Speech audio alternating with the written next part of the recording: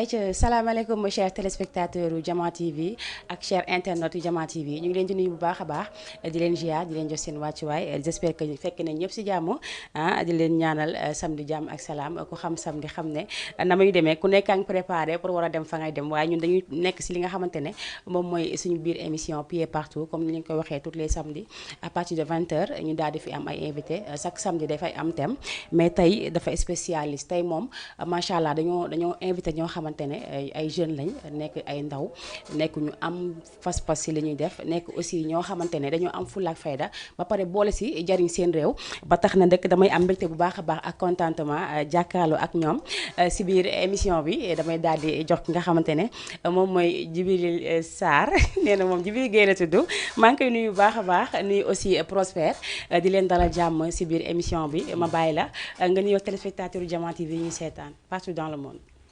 waaw salaamaaleykum mbokk téléspectateurs yi ñu ngi leen nuyu ñëpp fii si Jama TV di jël nuyoo bi di ko teg si Mayna. yow mi ñu yombalal invitation bi tey. pour ñu war a mën a ñëw waxtaan ak la jeunesse wakamoise. pour suñu au nom de notre association bi nga xamante ne mooy AGEDO. maa ngi nuyu ñëpp ku si nekk turam ak santam. voilà di leen jox seen wàccuwaay. macha allah ma tourné si ki nga xamante ne moom mooy Prospère ñu gën ko xam si Mamadou Diagne ma nuyu la bu baax a baax bàyyi la nga nuyu téléspectateur bu Jama TV ji seetaan. oui bonsoir maa ngi leen di nuyu mon nom est Pape Mamadou Diagne ñëpp ñu xamee ne sama tur Prospère. voilà di kontaan ci émission bi. ci invitation bi. voilà kontaan nañ bu baax. macha allah. nañ mën a dugg ci sujet bi mën a waxtaan bu baax. incha allah donc mu ngi noonu comme ni ñu leen ko waxee woon rek xam nga ne dafa am loo xamante ne dafa judd si ñoom mu nekk lu bees tax muy benn mouvement boo xamante ne ñu ngi ko tuddee AGEDO. AGEDO nag dinañ ko décortiquer léegi lu si nekk rek incha allah dañ leen daal di wax li nga xamante ne moom moo tax ñu créé ko wax leen aussi li tax mu juddu wax leen aussi si li muy dox ndaxte macha allah si li muy dox bari na ba tax na damay daal di jàll léegi si ñoom. mais balaa boobu damay nuyu baax a baax ñi nga xamante ne tey ñoo tax lii am mooy ku si mel ni Pape Fodé ak ku si mel ni aussi moom mooy ñoom Doudou Gueye Mamadou Diagne waa buntu bi parce que yéen waa buntu bi ziyaar naa dem baax a baax donc association bi nag mu ngi tudd AGEDO association jeunes engagés pour le développement de Ouakam moo tax ñu def ko jël logo bi def ko AGEDO donc boo leen déggee loolu di ngeen xam ne lépp a ngi si biir dañ leen di bàyyi ñoom tam ma daal di def sama première question mooy damay tudd si Djibril Sarr dama wax Djibril Gueye Djibril Sarr laay wax Djibril ma daal di tourné si yow daal di lay laaj sama question sama première question mooy que lan moo indi association bi. bon salaamaaleykum encore une fois maa ngi leen nuyu ñëpp. association bi comme ni nga ko waxee léegi. mi ngi tudd AGEDO. AGEDO di association de jeunes engagés pour le développement de Ouakam. donc li indi association bi. mooy que ne. association bi ci campus la juddoo. suñu benn campus yaa ngi koy wax léegi mooy buntu kër gi. voilà fa la association bi juddoo. comme dañ amoon habitude ñun.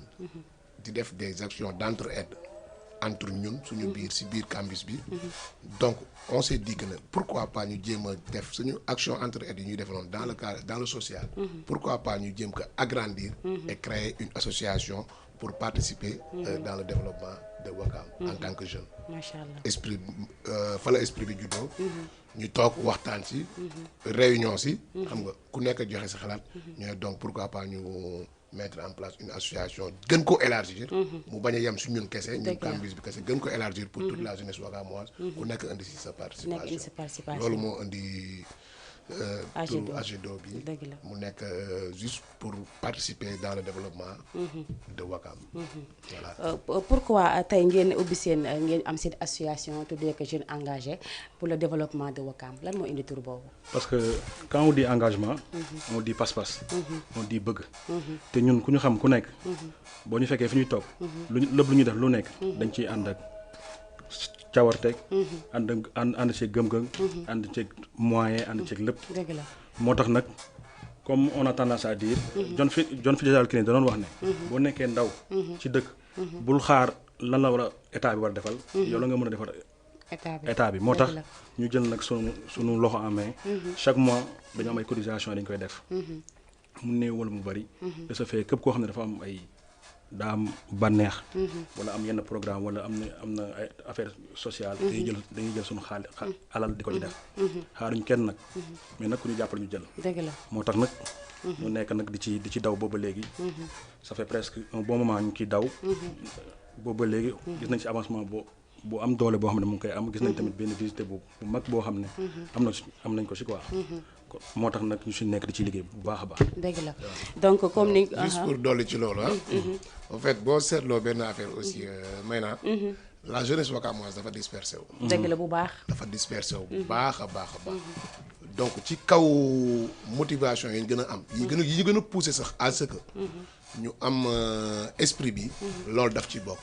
maanaam essayer de trouver un terrain boo xamante ne. toute la jeunesse wakamoise dinañ fa retrouver wu. pour mën a échanger. pour développement wu Wakaam. loolu bokk na ci motivation yi nga xamante ne moo tax ñu créer cette association là. dëgg la. pour wax la ne l'association est ouverte à tout jeune Wakamois boo xamante ni bëgg nga participer pour le développement de Wakaam. mais am na ñoo xamante ne tey ñu ngi lay seetaan par rapport ak li nga leen wax sëy le maire maa ngi lay ziar bu baax a baax nee na ñëpp ko bokk kenn na ci dugal pierre édifice bi mu yor waaw baax na ñu ngi lay ziar bu baax a baax Sey le maire j'espère que xam na leen bu baax a baax donc mi ngi noonu comme ni ma ko waxee woon sànq tey am na ñoo xam ne ñu leen di seetaan ñu ngi bitim réew parce que comme ni ma koy waxee toujours nee naa Jama TV yamul Wakaam kese wër na ñëpp a ngi koy seetaan ñi nga xamante ne dañ nekk ba essayé dañ leen di bàyyi xel surtout moo xam ne mu nekk association ñenn ñi bu ñu déggee association dañuy bëgg def parce que ku ne xam na loolu ku ne bëgg na nekk feneen bokk si moo tax bëgguma ngeen yemale ko Wakaam kese est-ce que yéen a ngi sóoraale itam ñeneen ñi nga xam ne nekk ñu Wakaam nekk si biti bëgg si dugg boo xoolee association bi on l'a ouvert à tous quand on parle de Wakaam Wakaam la ñuy commencé mais bëgg nañu mu dem tànk Dakar parce que ñun lu ñu soxal dëgg mooy da ngay toog Wakaam gis jeunes yu bëri ñenn ñi am nañ diplôme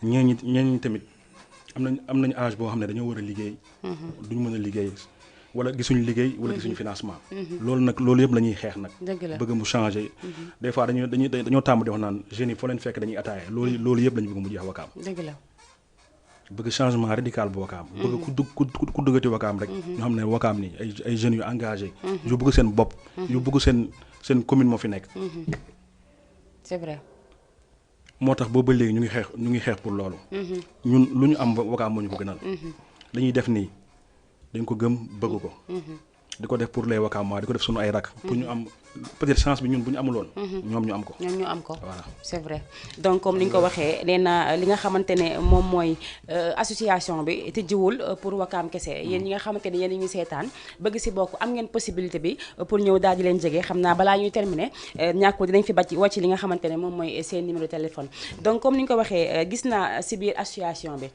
donc comme ni ngeen ko waxee da ngeen jékki-jékki rek daal di fël lu yàgg togg la parce que association de moo ko ubbee dina laaj ay papier dina laaj tout ça là est-ce que dox ngeen si loolu yëpp ba am ko déjà balaa lii di fël la waaw bon sant yàlla loolu dañ ci sant yàlla baax parce que vraiment association bi ñun bu ñu commencé di def suñuy action maintenant dafa am suñu benn daam suñu benn maman suñu tante suñu mag vraiment ñu koy saluer au passage mu gis action minime yi nga xamante ne ñu action d'entraide ñu ngi koy def man xam naa ci dara comprendre nga mu gis action minime yooyu mu ne pourquoi pas moom même si elle a pas les moyens mu jéem ñu dugal ci carnet d'adresse am boole ñu wax ay nitam yoo xamante ne dinañ ñu accompagner ci association bi may revenir rek pour wax la ne association bi juste ma expliquer waat la balaa may répondre à ta question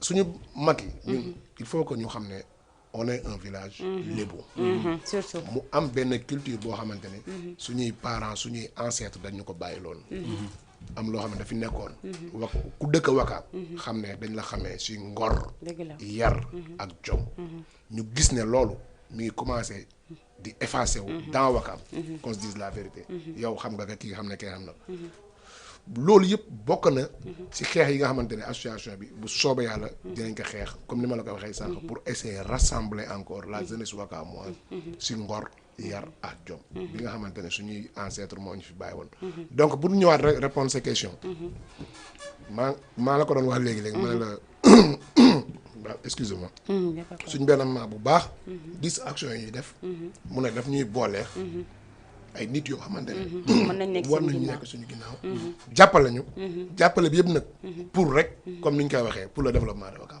macha allah. ñun jeunes yi ñu indi suñu appui pour Ouakam développer par la suite la ñu booleex le ministre de l'intérieur en l'occurrence Antoine Félix Diome bi ma ko waxee suñuy wax que lu ñu bëgg pour Ouakam dëgg la le ministre ne vraiment bëgg nañu recevoir au niveau du ministère dëgg la. maman bi revenir ñu programmé il y a 2 semaines de cela xam nga 3 semaines un lundi mu invité ñu fële au niveau du ministère dëgg la. bi ñu fa demee aussi on est parti avec une délégation restreinte ñu 20 et quelques personnes parce que association bi yëpp mënuñu dëgg la ñëpp mënuñu dem. comprendre c'est impossible. ñu dem avec une délégation restreinte 20 et quelques personnes bi ñu demee aussi vraiment ñu jël affaire yi def ko dans les règles de l'art nekkuñu fa di wax ju bëri l'essentiel on a expliqué notre association on a expliqué suñu but association on a expliqué aussi nos perspectives fi ñu bëgg a dem ak suñu association pour rek développer Ouakam dëgg la. mu nekk ku humble aussi ñu koy saluer de passage le ministre de l'intérieur monsieur Antoine Félix Diome Antoine Félix. vraiment content trop ci Initiative jotaay bi initiative bi moom en personne mu ne ku gis jeune buy dox ci lu baax vraiment daf ci war a jàpp moom mu ne mooy li leen war. moom mu ne il est jeune il est Ouakamois et il fait partie maintenant de l'association macha allah dugg na ci association bi macha allah. lu mu ñu mën a accompagner dinañ ko def ko accompagner incha allah. bu soobee yàlla donc mu ngi noonu pour yéen ñi nga xamante ne ñuy seetaan amaana am na ñoo xamante ne bëgg nañu participer donc seen numéro téléphone bi ngi noonu seen bas écran da ngeen di def 206 209 ngeen bës appel si biir appel bi di ngeen dégg man maay wax foofu suuf ngeen bës 54 ma ne accéder si biir donc mu ngi noonu ñu ngi nuyu Daouda Diop nuyu aussi Chanouche Diagne ñu ngi leen di nuyu bu baax a baax donc bu ñu revenir parce que association bi jeune engagé de Ouakam yamu leen social kese li ngeen di def bari na fi ngeen dugg bari na boo ma si mënee wax tey jii du ma 3 mbaa 4 yi si gën a yi nga xamante ne mooy phare bi. non phare bi boo xool li ci gën a am importance mooy formation. parce que am na ñoo xam ne dañu am ay projet yoo xam ne duñu xam seen projet nan lañ koy piloter. dëgg la ak tamit nan lañu utee financement. parce que tamit boo amee projet pare boo bëggee ñu financer il faut nga am boo demee ci institution financière yi faut nga am business plan bu baax. dëgg la te am na ñoo xam ne am nañu projet bi mënuñ ko. bu ñëwee si ñun nag dañ leen jàppale ñu defal leen seen business plan bu baax ba pare. am nañ tamit ay institutions financières yoo xam ne dañoo nekk partenaire ak ñun. dañuy jox ay financement yi tamit bu ñu ko joxee tamit. dañ koy jëlaat tamit dulaat ko Ouakam. d'accord. ak benn côté boo xam ne côté tamit benn formation comme ay formation rapide yi. comme li ko dalee comme ay côté mécanique bi côté boulanger. côté yooyu yëpp. am nañ si partenaire boo xam ne tamit pare na pour accompagner. pour képp koo xam ne dafa bëgg def ay côté boulanger pâtisserie. voilà yooyu. donc am ngeen ay carte membre je pense que man gis naa ko parce que lu si bëri si ñoom xam naa leen te dama yor seen numéro téléphone donc seen lépp laa gis ñoom seen lépp dara na boo si man seen lépp laa xam ba tax na kay donc mi ngi noonu ba li ngeen gën a comme ni ko Djiby Sarr waxee léegi nee na Ouakam léegi jeunes yëpp dañoo dispersé wu te association bu ubbee amaana nee naa mën na ëmb lépp lu ñaawoon mën na ko defar lu yàqu woon mën na ko defar bu ñu gisee aussi loo xamante ne jaarul yoon mën nañ si dox association bu njëkk noonu la doon doxee xaw ma nag léegi parce que léegi association yi si bëri dañuy ubbi tey ñu tax ñu bëri bëgg ñu jàppale association yi mooy que tey da ngay ubbi association dem def sa kayit ñëw ñu yëkkati dara jox la ko nga dóor ko yow mi nekk si kanam waaye c'est moo tax association bu fi jóg day daal di suuxaat bon loolu noonu donc ndax préparé wu ngeen si loolu yëpp ñun ku ñu xam suñu camp bi xam nañuy doxalee ñun lépp lu fi mës a dugg musul yem si ñun kese dañ ko mës a jëlee ko foofu comprendre nga mais ñun suñu association bi amuñ ci xajeeg seen képp kilifa diine wala kilifa aada wala nekk responsable nekk dëkk Ouakam di fi yeewoo dinañ dem si yow seet si la ñun lu ñuy def nii xooluñu parti politique wala dara képp koo xam ne gis nga ne yow mën nga indil dara Ouakam mën nga yokk Ouakam mën nga jàppale jeune Ouakam ñu ngi lay woo nga ñëw bon bokk ci liggéey bu baax. macha allah. bon ma ajouter quelque chose là-bas. par rapport ak ces questions maa ngi ko doon dégg léegi. surtout concernant suñu activité phare yi. wax naa la ko sànq si biir wax ma ne la. ñun. yamuñu kese. ci social. social c'est vrai. xam nga développement de Ouakam.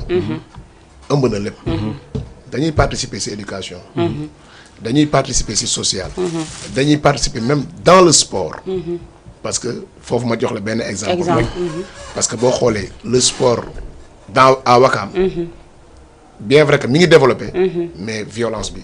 daf ko yàq. surtout on va en profiter. il y a des matchs boo xamante ne quart de finale xaw ma bu war a am Guissor Jalooré. Sumpa gi jàkkaarloo et tout ça toujours dama koy wax ci émission yi il faut ñu bàyyi ci xel bu baax. il y a pas mal de matchs de football yoo xamante ne ay actes de violence moo koy yàq. ñun pare nañ pour dem au niveau des quartiers. essayer de sensibiliser jeunesse yi ne ci quartiers yi. waxtaan ak ñoom conscientiser leen. par rapport à la non violence. ñu xam ne sport. mënul dépasser lu dul sport. leneen lu ci rax rek. ñoom la neex. dëgg la yaa ngi comprendre donc loolu noonu bokk na ci li nga xamante ne. suñu objectif la. beneen. côté éducation. l'association est même prête à faire des actes dans les écoles primaires yi nga xamante ne ñu nekk au niveau de Ouakam. surtout si on a la collaboration de la mairie. avec toute la jeunesse wakamoise. mën nañ ci def des participations yu énormes. yooyu yëpp bokk na ci suñu plan d'action yoo xamante ne dinañ ko tëral. yemuñu seulement ci social. social religion ñu ciy dugg.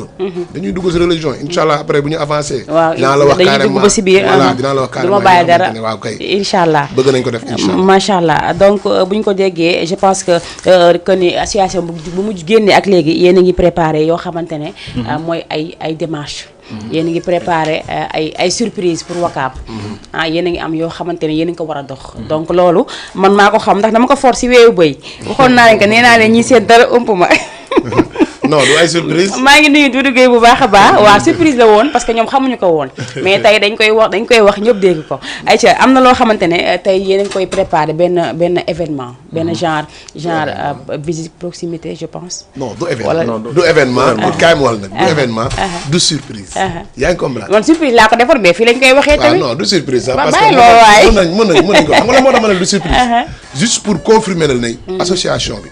lépp lu muy dox. incha allahu rabbi dinañ ko dox dans la transparence maanaam lu ñu jëlee ci may naa tey dinañ ñëw indi kat biir Ouakam Ouakam gépp teg seen bët xam nga lan moo tax ma ne la du surprise lan moo tax ma ne la du surprise xam nga loo xam balaa surprise bi dafa am loo xam dama ko for ngeen wax kat ngeen war a fa dem moo tax ma ne surprise la woon mais fii lañ ko nar a waxee non loolu du dara man je vais le dire ici à Inchallah parce que quand on était chez le ministre keroog jox nañu transport daf ñu jox transport bi ñu ñëwee ñu ne transport bi ñu ministre bi jox bi ñu def leneen comme que ñun bi ñu demee ci ministre bi dañ na ko ñun on lutte pour le développement de Ouakam moom nee na transport lañ jox mais dinañ wan le ministre nekkam toujours ne ñun on œuvre pour le développement de Ouakam li mu ñu jox noonu dañ koy jël incha allah pour des premières actions jël ko comme on s'est dit que ne comme actuellement il y a des mosquées à Ouakam qui sont en construction. Il y a pas mal de mosquées qui sont en construction. Gis nañ ku ci nekk di ci def participation. On s'est dit que pourquoi pas ñun jeune association jeune Ouakam ñu def suñu participation dans ces mosquées là. Bien sûr. Pour un début. moo tax d'ailleurs même suba inchallah rabbi dimanche. on va commencer nos actions. à 10h. commencer à la mosquée de Guissor. dinañ fa def benn dotation. dinañ jël suñu as tuut bu ñu am. waaw yóbbu ko participer c'est le minimum si voilà participer si li nga xamante ni moom mooy construction boobu. dëgg la aussi mais le même jour aussi bu ñu génnee Guissor dinañ dem Mérina. parce que Mérina gis ngeen ne jumaa ji. waaw ñu ngi en construction ñun aussi dinañ jël as tuut suñu as tuut bi ñu am. ñu jël ko participer si foofu noonu si jumaa wu Mérina. bu ñu paree si loolu noonu. on va faire le compte rendu. ñun xam nga la ñuy ñaan yàlla. c'est-à-dire. ñi nekk suñu ginnaaw comme gars yi ni ñu koy waxee ku ñu mën a jàppale suñu ginnaaw ñëw jàppale ñu sur les œuvres yi nga xamante ne wala les infrastructures yi nga xamante ne mi ngi à Ouakam yaa ngi comprendre ñu war si mën a développer suñu grande mosquée mi ngi nii jumaa ju mag war nañ si mën a jàpp bien sûr jeunes yëpp war nañ si bien vrai que ñu ngi siy jàpp à travers les quartiers comprendre mais ñun suñu association bi nga xamante ne dafay regrouper tout Ouakam jeune Ouakam yëpp war nañ mën a jël suñu jëf ñu nekk lii kat ñoo ko def si jumaay Ouakam loolu mooy suñuy ambition surtout sociale bi ñun on a prévu même pendant le mois de Ramadan faire des actions. boobu moom dañ koy bokk parce que Ramadan moom may borom si réew mi. action yooyu duñ ko wax. dañuy bàyyi ba ñu toll si. bu soobee yàlla. incha allah ñu def ko incha allah. donc mi ngi noonu yéen ñi nga xamante ne yéen a ngi seetaan bien sûr yéen ñi nga xamante ne yéen a ngi seetaan muy internet yi di feneen ak feneen suñu application Jama TV nekk aussi si YouTube bi mbaa ngeen nekk Instagram foo leen mën ci nekk yéen ñi nga xamante ne bëgg ngeen jegese li nga xamante ne moom mooy association AGEDO mi ngi nekk Wakaam la nekk képp ku si bëgg participer dañu si jaar incha allah balaa ñuy pare di leen joxe numéro téléphone yi donc pour yéen ñi nga xamante ne bëgg ngeen jàpp si liggéey bi yéen ñi nekk extérieur aussi suñu mbokk extérieur yi parce que affaire bi nekkul ministre moo ñu war a jàppale wala président wala keneen am na ñoo xamante ne si ñun dañoo aisé dañoo yoratuñu bari dañoo yor bari amuñu fu ñu ko dugal xamuñu fu ñuy jaar donc yéen ñi nga xamante ne yéen a yor genre mel nii dafay baax ngeen di communiquer ak ñi nga xamante ne aussi ñoom ñoo nekk extérieur non boo xoolee ñun am na côté yoo xam ne dañ si préparé bu baax mooy sur le plan de la communication dañoo xam ku nekk xam nga boo xoolee kii bi association bi pàcc bu ne rek daa am ñu koy jox ku ne rek fi nga mënee dañ ko jox nañ la ko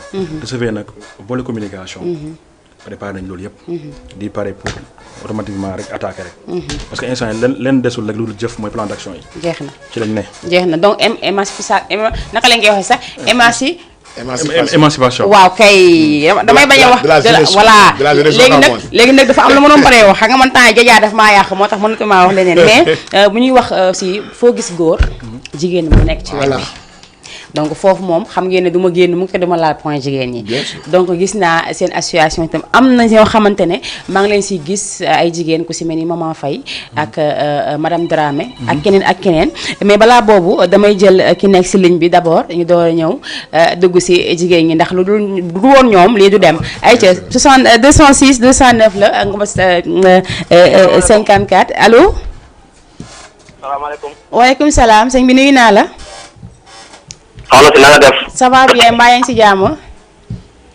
maa naka yittee. alhamdulilah ñu ngi sant bu baax a baax tur bi ak foo ñuy woowee.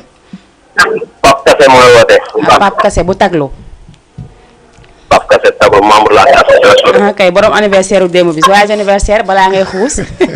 merci soxna si merci beaucoup jërëjëf. ayca yaa ngi si biir émission bi. Prosper Djibi Sarr maa leen di ziar. ñu ngi lay fay bu baax waay. di leen magal.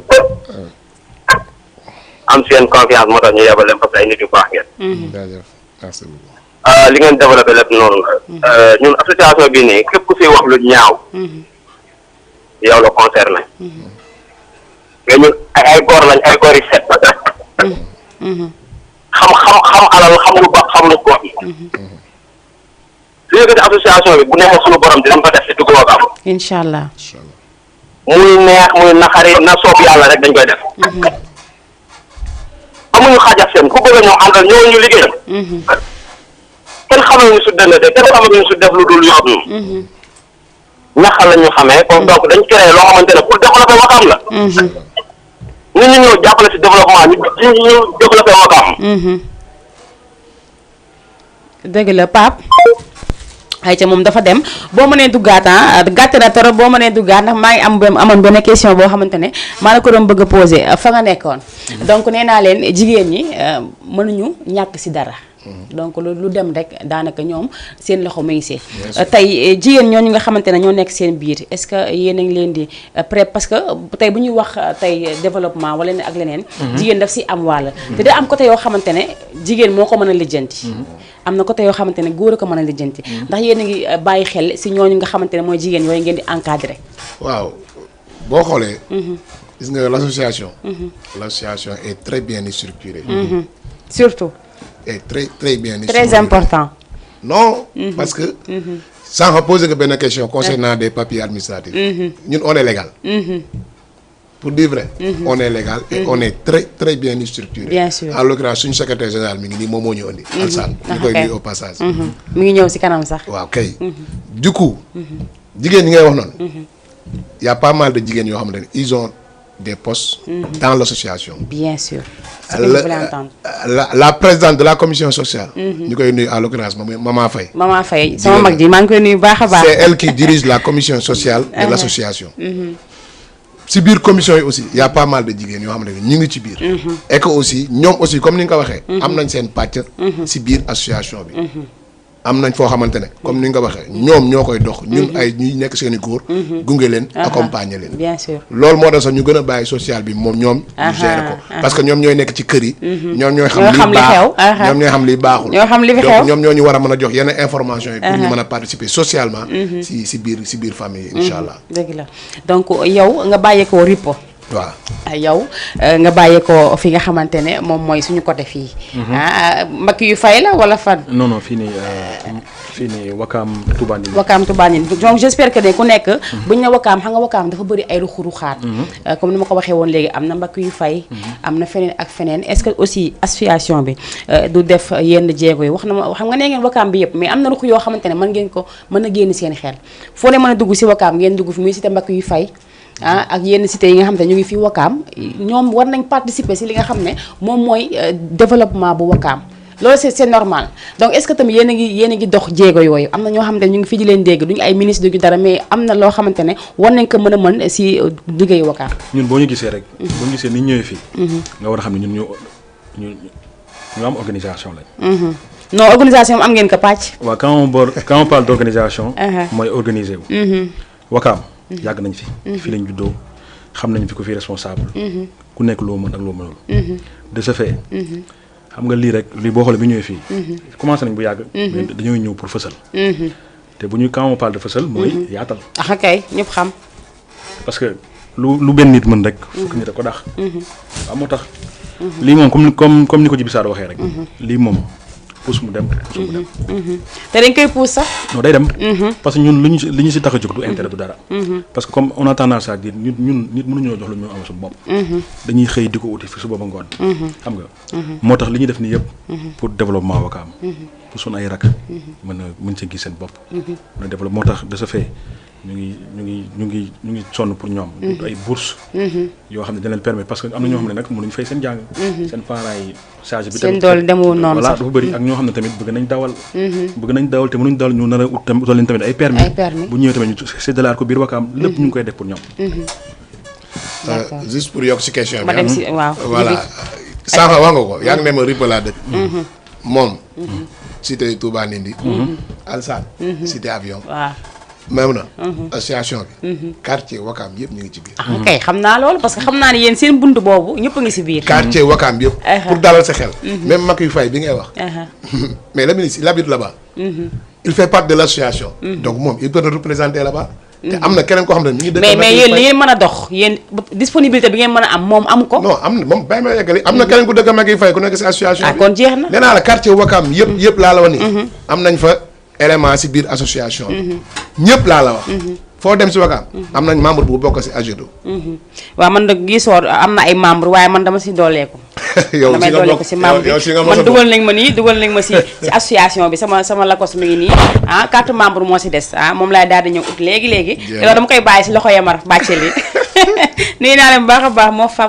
Pape Fodé donc ñu ñëwaat bu baax a baax si li nga xamante ne mooy social bi Djiby man wàllum social daf maa ñor trop c'est bien social moom laa mës a liggéey télé bu ma mës a dem social laa fa mës a def xam nga lu tax parce que man damay bëgg def te du ma mën damay mujj a jóg di solliciter jenn ñi parfois xam na li ma koy wax keneen ak keneen ñu mooy seetaan xam nañ li ma leen di wax man aw ma doole boobu mais dafa am ñoo xamante ne ñoom ñooy ñëw si yow tey jii ku si mel ni Djibril Sarr wala man ku si mel ni man nit ñu gis ma télé sollicité ma aw ma mënuma ma ñëw si Djibril Sarr ne ko Djibi nangam ak nii mais loolu xam nga doole la tey jii lii bu fi amul woon mbaa leen am fi ñun duñu am fu ñu jaar donc surtout social bi dama si gën a taxaw pour ngeen gën a jàppale ñi nga xamante ne ñoom ñooy waa Wakaam parce que am na si ay famille yoo xamante ne dañoo dim très diminué waaw léegi may naa juste pour confirmer li nga wax juste pour confirmer li nga wax li nga dund noonu man dund naa ko kii dund na ko keneen ak keneen dund na ko nee naa la fi ñuy toog noonu laa la wax da ngay gis nit déplacé wu këram ñëw ba foofu oola wala mu yónnee xale mu woola mu yaakaar si yow yaakaar rek non exemple la mu yaakaar si yow wallahi al azim ñëw dis la soxlaam xam nga gars yi dañ lay gis dëgg la xam nga doomu aadama mooy sax rek la ñuy dem sax rek la ñuy dem yoruñu dërëm mais xoolal dañuy mujjee gisee suñu biir taf organisé wu réglé ko mu gérer ñu moo tax ma xam ne yéen social loolu moo tax comme sollicité ñu ne comme ñun dañ ñuy sollicité yàlla def na ne nitu ñun ñi lañ ñi ñuy sollicité bëri nañ ñu ne nañuy dem uti ay appui ku ñu mën a dimbali ku ñu mën a dimbali ci association bi ñu dimbali suñuy waajur wala suñuy mbokk yi nga xamante ne ñu ngi biir Wakaam te seen loxo dajul seen ginnaaw vraiment ñu ngi lay woo di la tàllal suñu loxo loolu kese la donc même yeneen côté yi comme tey jii ku si mel ni voilà mu ngi noonu image baa ngi noonu yéen a ngi koy gis loolu mooy image association bi nga xamante ne moom moo nekk Wakaam nekk association bu mag comme ni ma ko waxee ay jeunes nekk si jeunes yu bëgg social man dama leen xam avant ñoom ñu fiy ñëw ndaxte ku si mel ni Doudou Gueye dama koo sonal des fois ma am benn problème doo dem si moom alors Doudou Gueye mu naa ma nekk am naa problème tant si yow laa ko yaakaar ndax kii man lay xaar mi ngi noonu mooy président ñu ngi koy nuyu bu baax a baax donc comme ni nga ko waxee association boo ko tëralee dina am comme ni kii waxee léegi président donc am trésorier am vice président et tout ndax bi ngeen koy monter cellule boobu bi ngeen koy monter amu leen benn problème bon non amuñu woon problème franchement parler parce que boo xoolee association bi sax monter nañ ko sax avant ñu koy bàyyi ñu si xel avant ñu koy structuré ki ngay wax léegi Doudou Gueye moom lañu njëkkoon def président te mooy suñu président d'honneur ba léegi sax parce que mooy suñu grand campus bi du coup donc moom administrativement pour mu jëli woon casier judiciaire il fallait mu demoon ba Saint-Louis waaw dafay sori moo tax après bi ñu toogee on s'est organisé on a mis monsieur Yamar Bathily de l'association moom mi nga xamante ne il a l'habitude d'être président waaw kay moom am na habitude bi moom président la juddoo effectivement parce que moom day tëddee njaaxaan rek ñu jël ko def ko suñu président et puis les autres postes aussi ñu xool aussi amuñu woon problème bi ñu xool chaque poste boo xamante ne kii personne bi fa gën a compétent ki ñu yaakaar ne war na mën a doxal commission boobu ñu teg ko fa ñu avancé Alsane tout ce qui est administratif moom moo ñu koy doxal ñu jox ko suñu secrétaire général yéen yor communication bi yéen moom yow moom non yoruma communication waaye kii moom communication mën nañ ko koo jox yoruma communication mën nañ la ko xam moon Djiby Sarr ni la mel communication mën nañ la ko dénk yaax prospère ndax macha allah moom yàgg naa ko gis si yenn événement benn jour doon nañ xëccoo ban sax benn jour ma naak man ay ci wi noonu aja pros ma bàyyi la nga ñëw si tey ñi nga xamante ne tey Djiby Sarr ay moroomam yow ak say moroom man ak samay moroom est-ce que yaa ngi jege sa yenn moroom yi di leen pousse à ce que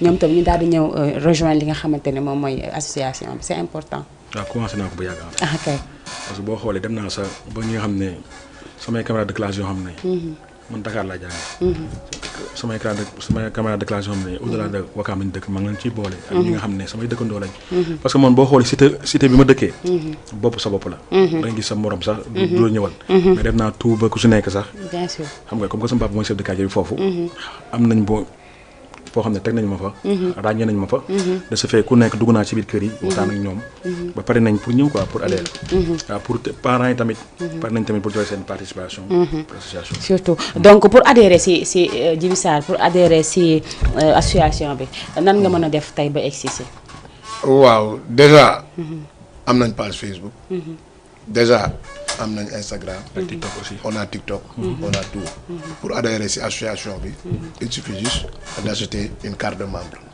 carte de membre yi ñu ngi koy jaayee à 5000 francs 5000 yomb na moom la ñuy jaayee carte de membre bon prix forfaitaire la comprendre moom la ñuy jaayee carte de membre pour tam ñëpp mën a am accès voilà pour ñëpp mën a am parce que am na yoo xamante ne amuñu plus de 5000 francs effectivement pour ñëpp mën a am accès ci association bi quoi donc aussi ñu ngi prévoir génnee polo yi bu ñu ko génnee bu ñu demee waxtaan ci génnee nañ ko déjà sax mais après dinañu wax lu ñu koy jaayee prix bi ku bëgg a jël participer nga participer ci quoi juste pour ñu xam ne rek li ñuy def bu soobee yàlla dinañ ko def dans la transparence et dinañ ko def biir Wakaam jariñu ci loolu kese la. incha allah te aussi ndimbal aussi dafay fekk loxol borom quoi. surtout. waaw ñun balaa ñuy xaar dara mi ñëw. ñun suñu bopp. ñoo njëkk a génnee. def si suñ luñ mën ak suñu doole. waaw xaaruñu kenn nag mais nag ku ñu jàpp la ñu jël. parce que li ñuy def moom Wakaam moo ñu tax a jóg développement la ñuy def. dëgg la jeunes yi rek. voilà donc comme ni nga ko waxee léegi rek xam nga ku si mel ni tey Djiby Sarr. Djiby Gueye.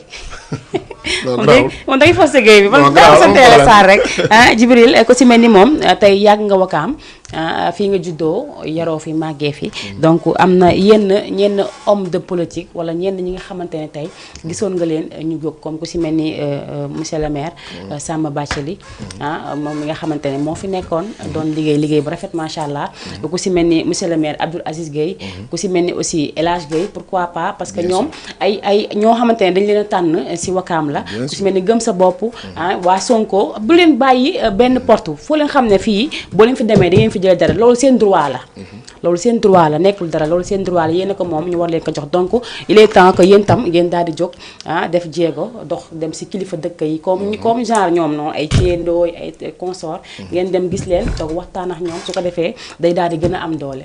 bon effectivement ma lay remercier encore une fois parce que loolu waroon naa ko wax depuis sànq juste pour dalal sa xel rek ne association bi dañuy tëddee njaaxaanaay et incha allahu rabbi comme ni nga ko waxee Wakaam dafa structuré wu Wakaam dafa am ay autorités administratives am ay autorités coutumières am ay autorités religieuses bu soobee yàlla te déjà commencé nañ ko sax incha allah ñu ngi koy continuer dinañ dem seeti autorités coutumières yëpp parce que am na si loo xamante ne si Wakaam si ñoom nga ko mën a jëlee surtout am na benn jàngat boo xamante ne wala benn doxalin façon doxalin su ñoom nga ko mën a jëlee ñu ñaax la encadré la dëgg la nga jóge fa dem si autorité administrative mooy les politiciens dëgg la comprendre nga en commençant par le maire Abdou Aziz Gueye dañ koy taalal loxo suñu maire sama Bathily Diallo waaw aussi on va vers lui waaw moom tamit moom sax il est dans l'association kay moom mi si biir voilà comme moom suñu grand la suñu lépp la vraiment daf ñuy conseiller si lépp di ko remercier encore une fois ñu koy nuyuwaale bu baax a baax dem si moom comme ni nga waxee dem si toutes les autorités administratives yi nga xamante ne ñu ngi biir Wakaam tàllal leen loxo wax leen ñun fii nga xamante ne moom lañ bëgg a jëmale Wakaam ak si lii lan lañ bëgg a participer pour développer Wakaam loolu kese la imaam yi déjà comme wax naa la ko sànq nee naa la ñu ngi bëgg suñu grande mosquée bi nga xamante ne moom nekk en construction ñun bëgg nañ fa indi suñu pierre de fils maanaam bëgg nañ fa def suñu participation dans ce cas dañuy tàllal loxo toutes les imams ñu ñaanal ñu dinañ leen seeti incha allah tàllal leen loxo ñu ñaanal ñu wax leen fi ñu bëgg a dem aussi ñu encadré ñu ñaax ñu kese ñun moom li ma la waxoon laa lay waxaat rek association bi c'est pour la jeunesse wakaamoise bi nga xamante ne wax naa la ko sànq fii dafa dispersé wu dañ bëgg a trouver benn penc boo xamante ne toute la jeunesse wakaamoise dinañ fa trouver di xalaat di sottinte xalaat di joxe ay action pour développer Wakaam dëgg la mu ngi noonu donc itam am na beneen point boo xamante ne dinaa ko laal te boobu association daf si war a dox ay jéego mooy lan tey jeunesse bi ñu si bëri dañuy gis ñoo xamante ne tey ku si nekk da ngay am problème mais doo am koo jege pour wax ko mu dugal la si ay tuuxi duna ngay tux fii di yàq sa bopp mën ngeen am benn journée boo xamante ne mën ngeen ko def pour sensibiliser xale yi nga xamante ne dañoo nekk si mbedd bi xale yi nga xamante ne dañuy tux ñenn ñi bëgg nañ bàyyi mais amuñu ku ñu jege pour waxtaan ak ñoom loolu yëpp mën ngeen si jóg parce que surtout Wakaam surtout ñun fu ñu nekk am na ñoo xamante ne comme ni ñu ko waxee kenn waxul ne diw tax wala nangam déedéet dañuy wax rek pour que bien faire bi ñëpp la ngeen jege ñi nga xamante ne ñoom ñooy genre yu mel noonu mbaa ngeen def benn journée boo xamante ne dafay sensibiliser pour ñu bàyyi lépp loo xamante ne rek dafay yàq sa àdduna. yaa ngi dugg suñuy plan quoi suñu projet quoi suñu plan. non man sama xel fu muy daw moo bëri non non yaa ngi si association parce que xam la moo tax. en fait gis nga ñun ñu ngi xalaat même def des brigades de quartier. des brigades dans les quartiers. par rapport à l'insécurité yi nga xamante ne actuellement lu amul woon Wakaam. mi ngi am Wakaam. insécurité bi nga xamante ne mi ngi am dans les quartiers. loolu yëpp te mosu fa am. loolu yëpp bokk na si li nga xamante ne ñu ngi koy xalaat. on cherche à faire des brigades de quartier. ñoo xamante ne ñooy veiller à la sécurité du quartier. parce que ku nekk sa quartier yaa fa nekk xam nga li fa am. tey man xam naa kii tux sama koñ. yow xam nga kii di sàkki téléphone si koñ kii xam na kuy dugg kër jàmbur guddi. voilà ñoo mën a sécuriser suñu bopp. voilà loolu yëpp xalaat nañ si loolu yëpp xalaat nañ si. suñuy éléments yi nekk si quartier yi. nekk fa des porte drapeaux. nekk fa ay responsables yoo xamante ne ñooy représenter quartier bi sur tous les plans. s'il y a insécurité ñoom ñooy taper à la brigade. ñu ñëw lijjanti le problème du quartier. loolu yëpp ñu ngi siy xalaat. yooyu yëpp bokk na si li nga xamante ne donc kon man war ngeen ma jël dugal ma si biir def ma conseillère parce que man sama xel day kii. boo xoolee modèle mel noonu sax commencé nañ ko suñu koñ quoi. parce que am na jeunes yoo xam ne dañ fa nekk. dañ leen di jël bool leen ci liggéey bi. recruter ay gardiens. maison yi chaque fin du mois. ñuy cotiser ñu génne waaw jox ko. c'est normal. mu ngi noonu donc Djiby loolu aussi beneen point la mais tey am na ñoo xamante ne aussi dañoo nekk ci ay genre comme kër location. donc ñenn ñi li ñuy dund ci kër yooyu daanaka ñenn ñi nee nañ metti na am na ñoo xamante ne dëkk nañ ci comme genre tey Djiby Sarr am kër. amul benn problème nit ki mu ngi luwee nit ki mu ngi nekk à l'aise mais am na ñoo xamante ne tey fu ñu dëkk amuñu accès ci lu bëri te yow kër gi yaa ngi fa nekk location locataire taxul ñu ne yow war nga ko def lu la neex est-ce que loolu tamit yéen a ngi ci bàyyi xel ci à ce que ngeen mën a def ay jéego ci loolu. loolu nag pour dire vrai.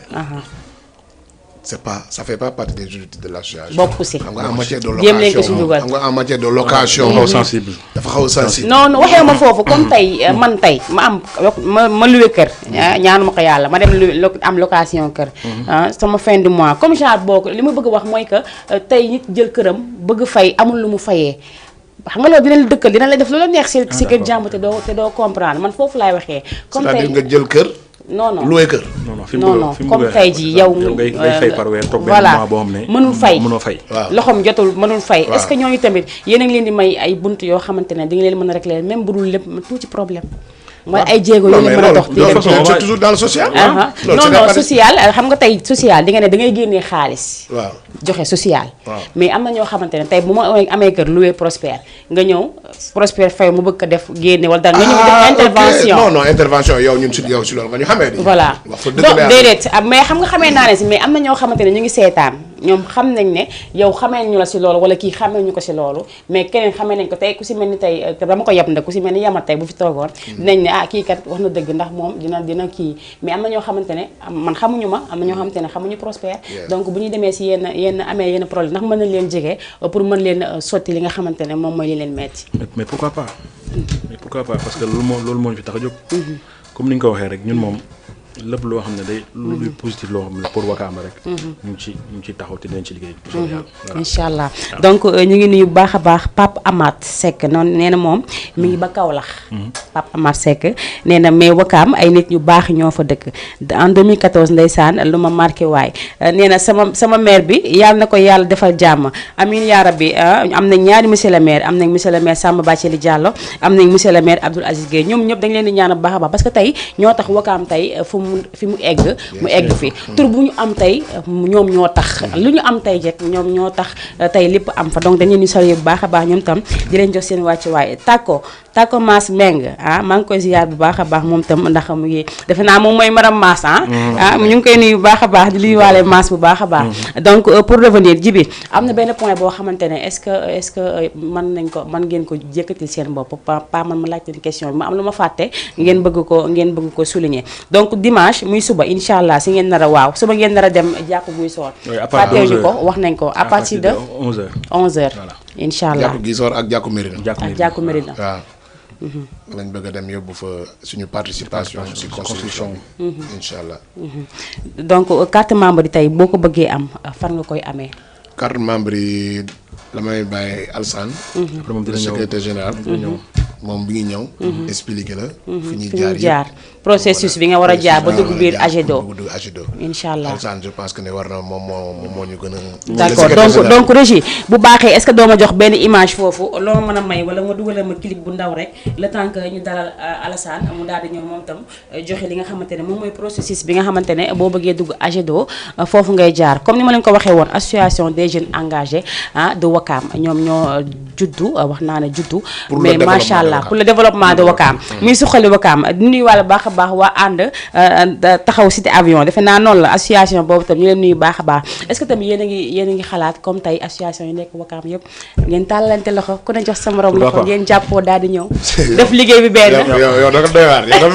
da nga xam fi ñu jëm quoi non yàlla xam na ne xaw ma si dara c'est-à-dire ça fait partie des objectifs ñun bëgg nañ suba deuxième point quoi bëgg nañ suba incha allah rabbi ñu def un regroupement des associations de Wakaam ñu am foo xamante ne fa la ñuy daje pour échanger lépp rek pour le développement de Wakaam tous les associations yi nga xam ne nekk nañu Wakaam parce que ñun mën nañ nekk si bien vrai que loolu moo gën a yokk a tax sax. féetewuñu si benn pàcc rek. dëgg la newuñu si éducation rek. newuñu si social rek. c'est-à-dire y a d'autres associations yoo xamante ne ñu ngi œuvre ñii ñu ngi social. ñii ñu ngi éducation. ñii ñu ngi sport ñii ñu ngi politique. donc ñooñu pourquoi on s'est dit que pourquoi pas on peut pas faire un regroupement des associations de Ouakam nga xamante ne fu si nekk. ñun bi dinañ fa mën a yóbbu. suñu joxe fa suñu. dëgg la surtout parce que comme ni ñu ko waxee xam nga tey doo takk benn lam loo yëngal du yëngu. nga takk ñaar day yëngu tuuti rek. nga takk ñett ba ñeent juróom nga dégg nag mu gën a fort. donc loolu bu ñu ko amee Wakaam association yëpp daal di ñëw nekk benn. mu nekk benn association bu am doole ci kaw Wakaam. ngeen defar dëkk bi loolu leen bëgg maa leen wax lu leen leer jaratul sax ñu wut maire pour Wakaam. loolu rek mën na defar Wakaam macha allah donc dañuy daw léegi daal di jële ji benn clip wala benn image de régie bu baaxee nga jox ñu ko le temps que ñu dugal ki nga xamante ne moom mooy kii war a leeral processus bi pour nga war a dugg biir AGEDO ayca bu baaxee nga jox ma dara rek ñu daal di koy jële ji léegi le temps que moom muy ñëw. muy noonu comme ni ñu ko waxee woon rek dafa am benn gan bu ñu doon dalal moom moo nga xamante ne moo ngi nar a leeralal lépp li nga xamante ne rek moom ngay def ba daal di dugg biir AGEDO suñu association bu Wakaam ànd booloo cité Wakaam gi yëpp ànd daal di bokk benn association loolu dina am doole mais dama koy bàyyi moom mu daal di présenté wu nuyoo téléspectateurs yi ñu seetaan nga wax ñu tey processus bi ni muy demee monsieur le ministre. amiin yaa rabbi waaw salaamaaleykum donc di nuyu ñi nekk ci plateau bi yëpp. di nuyu aussi ñi nga xam ne ñoo ñuy seetaan. que ça soit ci réseaux sociaux wala ci télé bi yëpp. donc di nuyu Wakaam yëpp donc man maa ngi tudd Alassane Ndiaye. nekk le secrétaire général de l'association mooy AGEDO. association des jeunes pour le développement de Wakaam. donc comme ni ko sama naataangooy jot a expliqué yëpp donc AGEDO dafa nekk benn association boo xam dafa dajale ay jeunes yu Wakaam yu dëkk ci dans les différents quartiers li ko sabab nag mooy que ne dañuy booloo pour jéem a xool naka la ñuy fexe en tant que jeune ba développer li nga xam ne mooy Wakaam donc par rapport ak session wu association bi donc association bi li ñuy njëkk a fàttali mooy que ne c'est ouvert à tout le monde donc ku nga dëkk Wakaam ku nga bañ a dëkk Wakaam boo si gisee sa bopp rek war nga si mën a dugg daw ñëw donc li ñu njëkk a def mooy tijji les plateformes si réseaux sociaux yëpp que ça soit Facebook TikTok ak yëpp ku ñu si envoyé message dinañ la tontu wax la ne la par exemple mën ngay ñëw wala wax la ni ngay def pour nga ñëw processus bi jox la ni nga def numéro téléphone yaa ngi si donc pour rappeler rek boo wootee ci 75 443 73 98 joxewaat ko 75 443 73 98 moom mooy numéro bi nga xamante ne boo si wootee di nga am ku la informer si kii bi waaw moo nekk si réseaux sociaux yi boo si wootee dinañ la di nga kii sinon boo wootee si 213 15 08 aussi 77 213 15 08 di ñu jot ñu wax la ni ñuy def pour mën a ñëw bokk ci association bi macha allah donc c'est pas difficile pour nga accéder parce que je pense que ne carte membre bi 5000 francs la ngeen daal di ko yombalal képp koo xamante ne bëgg na si mën nga woote si numéro téléphone yooyu mu joxe léegi mais balaa ñu tëj incha allah dinañ ko daal di joxe waat pour ñi nga xamante ne ñoom ñoo ko raté mën ko daal di jëlaat pour que ngeen daal di mën a jege li nga xamante ne moom mooy waa AGEDO donc si biir association bi tey lan nga si jàngat pour sama question pour yow lan nga jàngat si biir association bi ñu fi nekkee léegi. waaw déjà xam nga bon man personnellement bi AGEDO nekkul sama première association parce que pratiquement si association laay yëngatu yor naa man personnellement nekk naa président de association fii ci Wakaam mais buy œuvrer ci éducation mais fii sa particularité mooy que ne bu njëkk mooy que ne dafa c'est-à-dire c'est le Wakaam en miniature benn li tax loolu mooy que ne quartier bu nekk am na fa c'est-à-dire am na membre ci biir association bi beneen bi mooy que ne c'est des gens yoo xamante ne ni dañu c'est-à-dire dañu yéwén parce que man du nekkul ne nekkuma xam ñoom depuis toujours mais bi ma leen commencé fréquenter ci laa xam ne nit gënu leen dëgg la parce que xam nga tamit nit ki li ngay def rek dafa fekk ne dafa nekk ci yow dafa nekk ci ñoom ci kenn ku nekk ci ñoom naturel la ñu yaatal ko maanaam ay nit ñu ibbeeku lañ ñu yaatu lañ te ñu yéwén lañ loolu nag la ñuy jéem a traduire si Wakam bi yëpp. parce que tamit Wakam daf ko soxla actuellement. donc loolu noonu bokk na ci particularité yu association bi. te voilà donc ñuy comme ni ñu ko waxee rek di wooteewaat aussi ñëpp. ñi nga xamante ne ni mën nañ ci jàpp. bunt yi tëjaluñ ko kenn. képp koo xamante ne nii bëgg nga développement Wakam. ñu ngi lay ñaan nga ñëw intégré si. parce que tamit du ñun mënuñu lépp ñu dañuy jéem rek. mais tey bu ñëpp ñëwee booloo li ñu bëgg ci Wakam mën nañ ko am. incha allah donc damay ñëw si Djiby bu la neexee su ma la ko duutee ma nga ko duutkale rek yaay xool si loolu la neex rek mais sama question boobu mooy que association des fois comme man yoroon naa association donc dañuy ñëw ne la association dafa am c'est apolitique est-ce que loolu ñu ngi siy bàyyi xel bu baax a baax.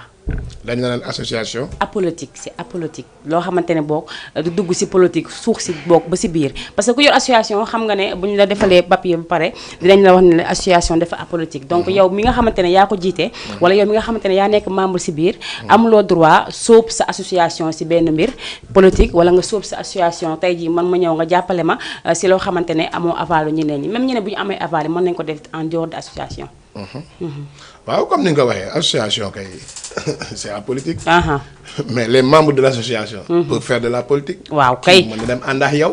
kii mën na dem ànd ak yow. kii mën na jël ñaar ba ñett ci association bi. comprendre nga dem. def politique am. moom la concerné.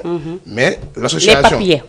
non les papiers moom. Djiby Djiby xam nga boo gisee ma jaar foofu dafa am dama gis loo xamante du woon Wakam rek mais hors de Wakam la. dafa am ñoo xam dañu yoroon association bu mag. fii Dakaaru Ndiaye. yor association bu mag jël association bi xam nga association ku ne xam ne dafa apolitique. li tax ma wax ko man xam naa ko parce que du nekkoon naa ci. donc papier yi dafa am ñoo xamante ne dañ koy jébbale ngir bëgg dara. pour wane ne joxe affaire yi yëpp. bi nga xamante ne moom mooy information yi jóge ci membre association bi. donc loolu am na xamante dañ koy def mais man néew ma comme yéen tey jii xam nga da ngeen apolitique ku mu neex nag.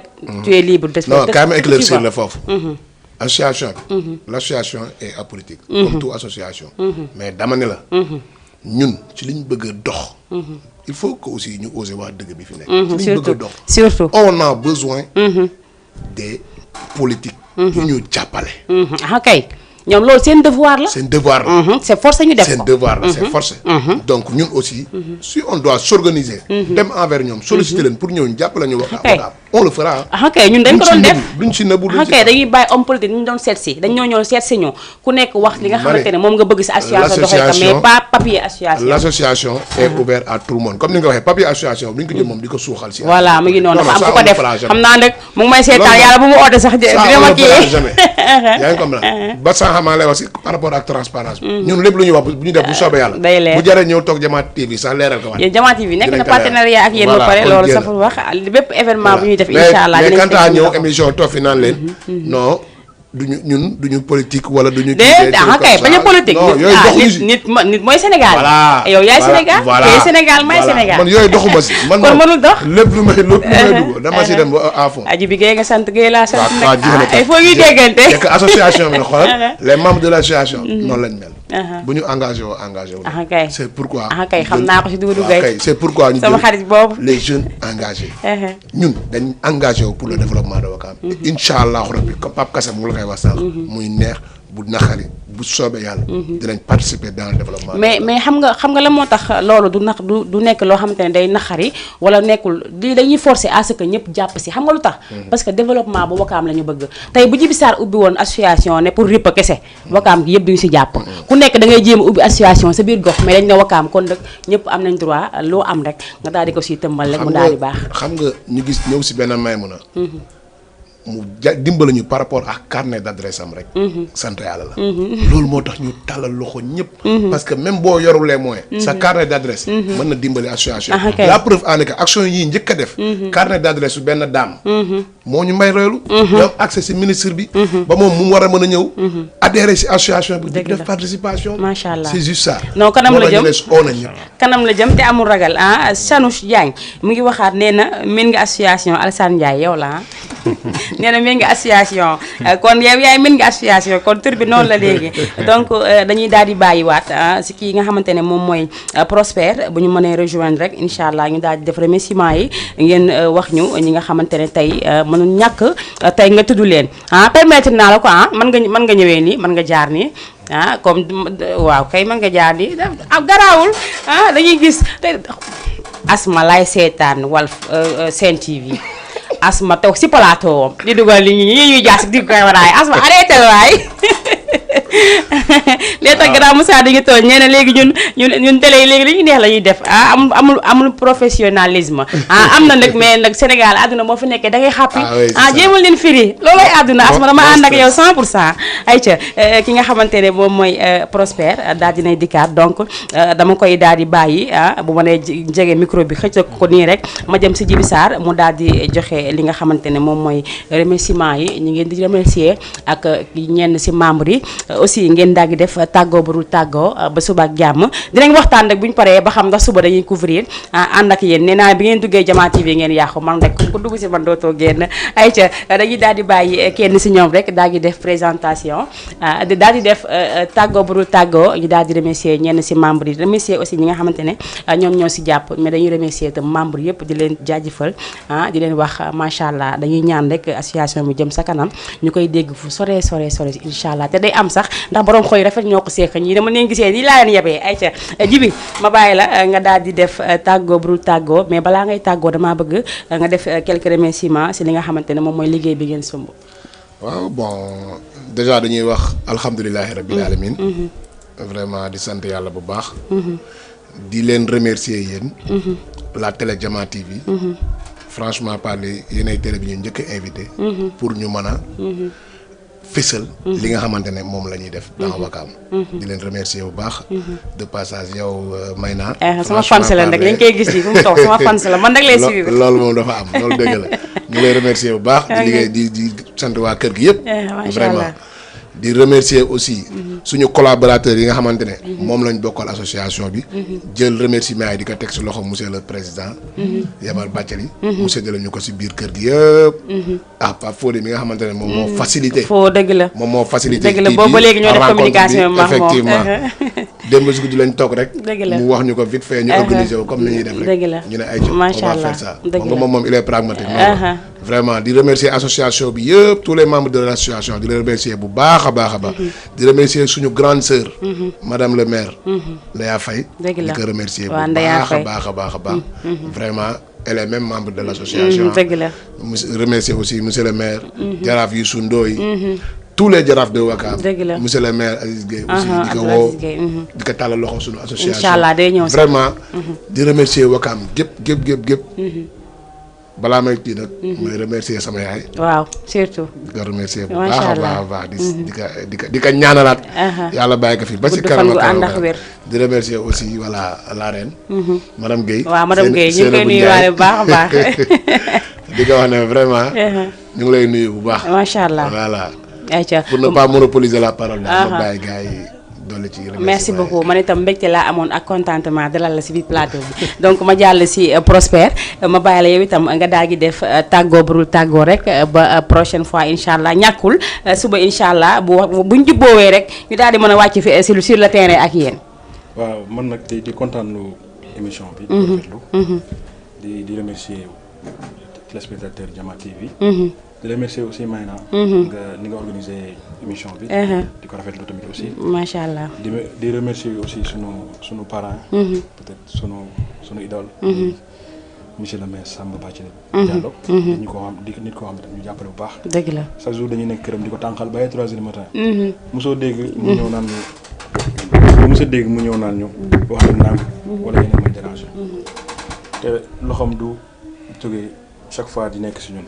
xam nga. nekk ku baax. dëgg la di nuyu aussi tamit jabar ji. muy madame la maire Ndeya. dëgg la nekk tamit ku ñu bëgg. di ñu jàppale bu baax a baax. xam nga di remercier aussi le président. muy Yamar Bathily aussi le président d'honneur mooy Doudou Gueye. Doudou Gueye. maa ngi koy nuyu. moom nga xam ne dama ko sonal trop. kooku ñëpp ko sonal. voilà di di nuyu aussi sama rakk depuis Maroc. muy Sanu Diagne. xam naa mu ngi may seetaan. waaw di remercier ñëpp di remercier aussi the love of my life. you know I know. loolu ëpp na. voilà. waaw xam na mu xam dafa leer. waaw kontaan bu baax a baax ci. macha allah ma bàyyi monsieur Ndiaye moom tam mu daal di def tàggoo bu dul tàggoo ma lay wax aussi merci beaucoup di wax merci beaucoup aussi à Prosper. d'accord donc ñu ngi leen di remercier di la remercier ci invitation bi. di remercier borom kër gi aussi. le sama employé bi waaw de la télé.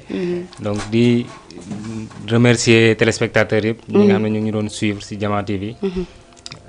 jël aussi comme ni ko gars yi waxee di remercier Cambis yëpp les membres de l'association. donc comme dafa am ñaar dafa am Cambis bi am association bi. parce que Cambis aussi moo jur association bi. donc di leen remercier bu baax a baax par rapport à cet engagement à seen dévouement. di remercier surtout suñu marraine. di le ministre Aminata Lo. ndax mu ngi suñ ginnaaw te mu ngi siy jàppale bu baax a baax a baax. macha allah di remercier le maire Samba Badjili Diallo. di remercier Soxnaam. di remercier Jaraaf. Youssou Ndoye ak Jaraaf sama xarit. di remercier aussi imam yi. imam ratif bu Wakaam ak imam ratif yi Wakaam yëpp. di remercier ñëpp daal di remercier ñëpp di wootewaat aussi. di tàllal suñu loxo. Wakaam yëpp. ñu ñëw jàpp ci liggéey bi. ndax liggéey bi suñu liggéey la. dëgg la liggéeyu Wakaam la. ñëpp la Wakaam mën a pour jëm ñëpp kanam la macha allah. merci beaucoup. Aïcha mu ngi noonu ma lay remercier waat bu baax a baax di remercier waat bu baax a baax ñi nga xamante ne toogoon nañ di ñu seetaan suñu mbokk internet te ma remercier nañ leen bu baax a baax di wax ne mbégte laa amoon ak contentement ñëw teewle defal leen li nga xamante ne moom mooy seen émission tout est de son Marème Show pied partout di joxe di dégg samedi prochain remercier bu baax a baax ñi nga xamante ne ñoom ñooy waa AGEDO association bi déjà je suis membre je suis membre AGEDO donc association des jeunes engagés pour le développement de Ouakam léegi man maa ngi ci biir incha allah rabbi may remercier bu baax a baax Pape Fodé remercier bu baax a baax président Yamar maa ngi koy remercier bu baax a baax di leen jaajëfal di waxtaan bi amoon na solo j'espère que ne liñ fi wax yëpp dugg na seen xel te xam naa ne dina tàbbi si xol yi ngeen daal di daw wuy si li nga xamante ne moom mooy association AGEDO bu jeune engagé bu Ouakam mais tam dañuy ñaan association yi nga xamante ne ñoo nekk Ouakam yëpp parce que ñu def tuuti effort ñu daal di ànd ñoom ñëpp rek booloo doon benn ndax benn lam di yëngu jéem leen la def lam yu bëree bëri su ko defee mën a yëngu rek ñu mën a atteindre suñu objectif ñu leen di jaajëfal bu baax a baax di remercier aussi ki nga xamante ne moom moo nekkoon si régie bi tey sama employé remercier naa la baax a baax remercier sama yaay Diop Gana Tabaram maa ngi lay remercier bu baax a baax ndax du woon yow waaw waaw borom 14 juillet sama yaay Diop Gana Tabaram macha allah maa ngi koy ziar baax a baax di remercier samay rakk comme ni ma ko waxee toujours nee naa sans ñoom man du ma doon liggéey ndax fa laay sànni xale yi bàyyi leen fa di yabari rek kon ku ma gis yaakaar ne ay te yàlla may dama ñaar maa ngi leen di remercier ñoom ñëpp macha allah di leen jaajëfal di leen jox di daje samedi prochain incha allah allez bye